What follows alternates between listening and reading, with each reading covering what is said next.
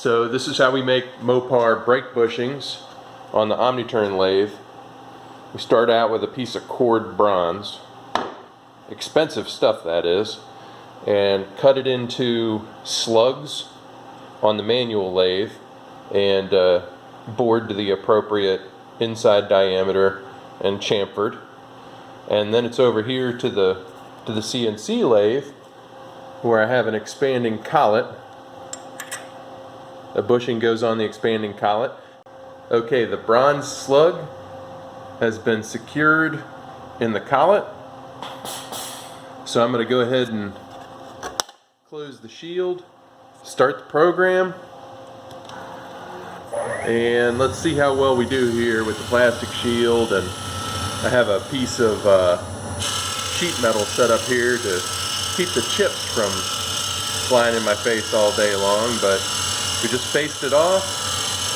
Now we're cutting a rough outside dimension. Now we're going to rough out the basic shape of the bushing. I think that's maybe it's 4 passes to rough out the bushing. Cutting it 2/1000ths per rev at about, I think it's 40 thousandths, 20 per side, 40 thousandths depth of cut.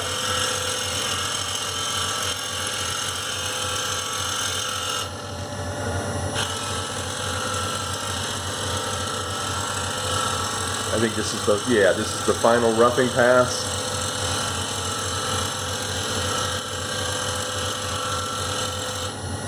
Now we're going to come in, put a little chamfer on the outside edge, turning to the final diameter. It's, the feed is 1.001 thou per rev. Skim the outside flange, chamfer the edge, and that's it. That's one Mopar brake bushing, standard brake bushing. I still do have to chamfer the inside diameter on the front there and the back side of the large flange diameter. But that's it. That's the basic bushing. There's a bunch of them ready to go over and be chamfered, and then they'll be ready to be shipped. So that's all for now. Okay, today we're turning these into these. That is a standard clutch bushing for a 1960, I think 64 through like 76 A-body Mopar. I might have the years a little bit off, but anyways, that's a standard clutch bushing. And my material has already been parted off, bored to the correct diameter, chamfered on both edges, and then put it in a collet on the CNC lathe. Put the lid down so we don't get covered in bronze chips, and away we go.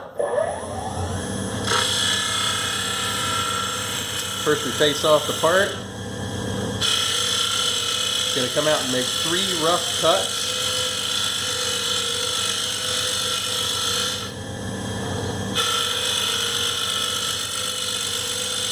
Use up a lot of material doing this. And the third cut will be at the diameter of the flange on the back of the bushing.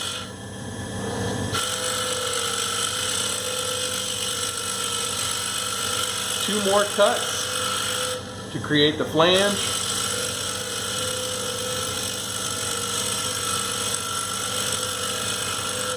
Then we'll go in, put a chamfer on the edge, take a skim cut to give us the perfect diameter,